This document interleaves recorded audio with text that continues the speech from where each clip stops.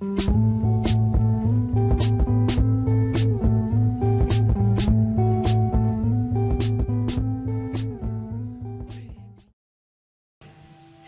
mulai masuk ya sekarang ke filsafat iluminasinya. Dasarnya filsafat iluminasi kalau Suhrawardi itu Al-Quran surat An-Nur ayat 35. Saya lupa, harusnya tak sisipkan terjemahannya. Cuma nanti kamu pulang lihat terjemahannya ya. Ya di sini mungkin tak baca sepotong-sepotong terjemahannya.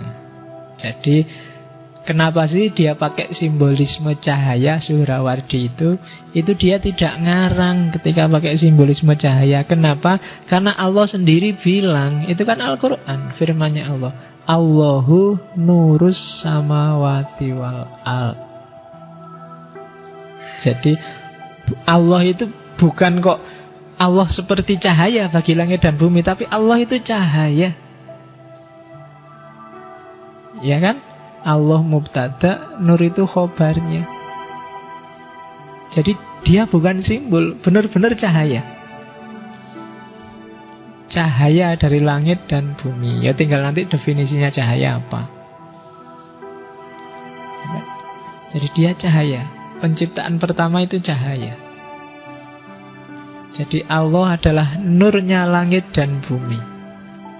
Dalam segala sesuatu nanti kalau di tasawuf ada kandungan rohnya Allah. Ada kandungan, kadang-kadang roh itu diartikan cahaya. Kan? Manusia, binatang, hewan, tumbuhan itu mengandung kadar tertentu nurnya Allah. Allah adalah nur bagi seluruh langit dan bumi, alam semesta. Oke, manusia kan juga cahaya. Orang kalau kehilangan cahayanya kan kelihatan.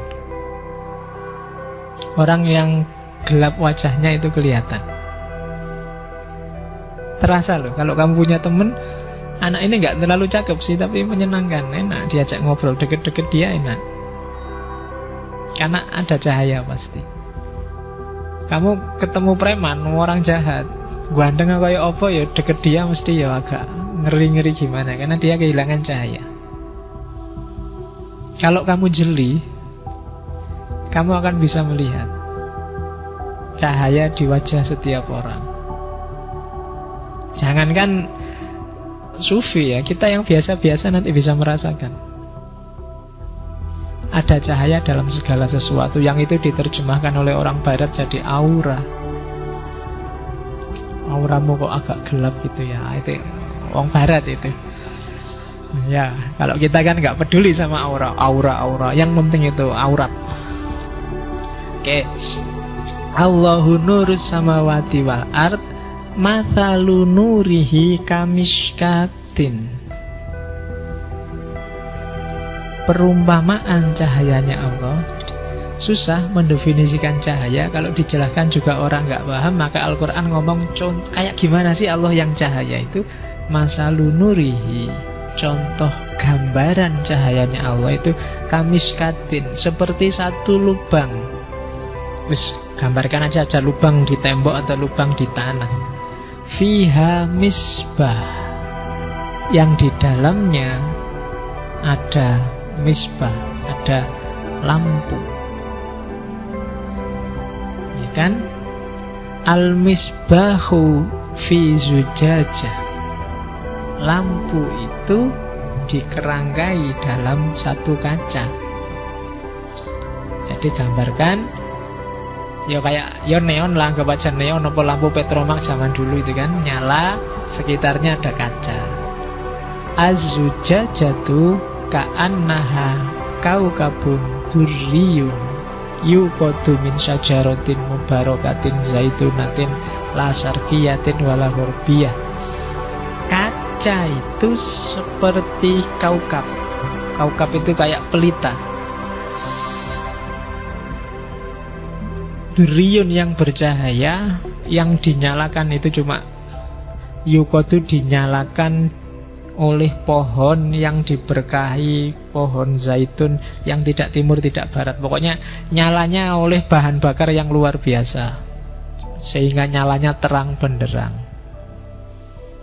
Jadi Allah itu cahaya langit bumi sebagaimana satu lubang yang di dalamnya ada cahaya lampu, gampang-gampangannya gitu.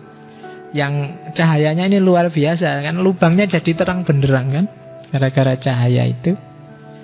Yakadu zaituha yudhi'u walau lam tamsashu nar. Bahkan saking dahsyatnya cahaya itu, yakadu zaituha yudhi'u, seolah-olah cahaya itu sudah terang luar biasa, walau lam tamsashu nar, meskipun nggak dinyalakan, nggak disentuh oleh api, dia sudah nyala sendiri. Jadi yakadu, hampir saja, zaituha yudhi'u, lampu ini sudah nyala seolah-olah, walau lam tamsashu nar, meskipun tidak disentuh oleh cahaya.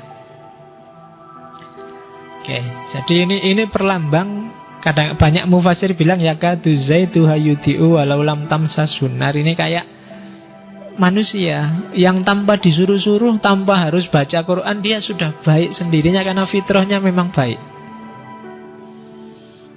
Kalau kamu ikuti cahaya Tuhan itu, kamu bisa bercahaya sendiri, bersinar sendiri tanpa harus dibantu oleh cahaya yang lain.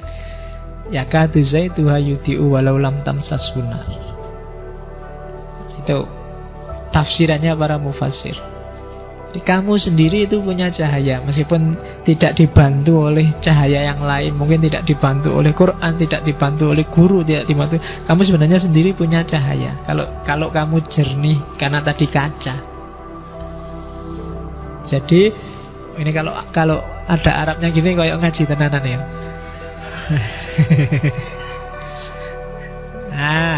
Jadi nurun ala nuri. Kalau kamu sendiri bercahaya, sementara Allah itu cahaya yang luar biasa, itu kan kayak cahayamu yang kecil itu disambut oleh cahaya besarnya Allah. Nurun ala nurin. Jadi alam semesta itu cahaya yang juga ada di bawah cahaya yang lebih besar. Nurun ala nurin, yahdillahu linurihi mayyasha.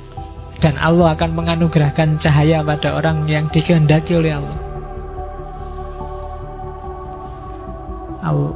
Wa yadribullahu al-amthal linnas wallahu bikulli syai'in alim. Jadi ini ayat yang dijadikan poros oleh Suhrawardi sehingga melahirkan filsafat cahaya. Jadi hiduplah bercahaya. Caranya gimana? Ini tadi, kacamu harus jernih, zujajahnya harus terang.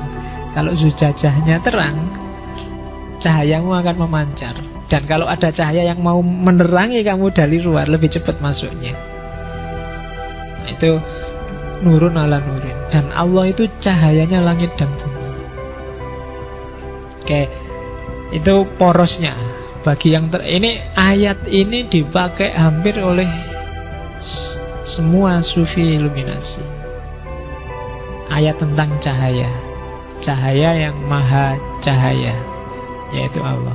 Teori yang paling jelimet kalau dalam fisika kan teori tentang cahaya.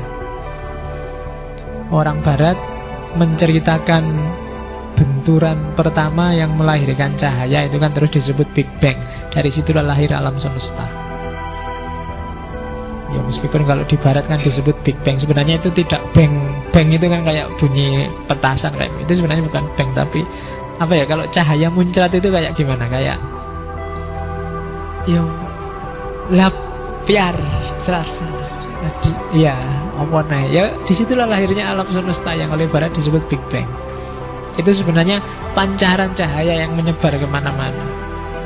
Tapi orang barat susah memahami iluminasi. Mereka tidak terbiasa berpikir jelimet kayak orang timur. Ya pokoknya Big Bang, kayak batu sama batu benturan terus duer, terus jadilah alam semesta ini. Orang barat pun ya kurang lega kan kalau bilang bang gitu kan.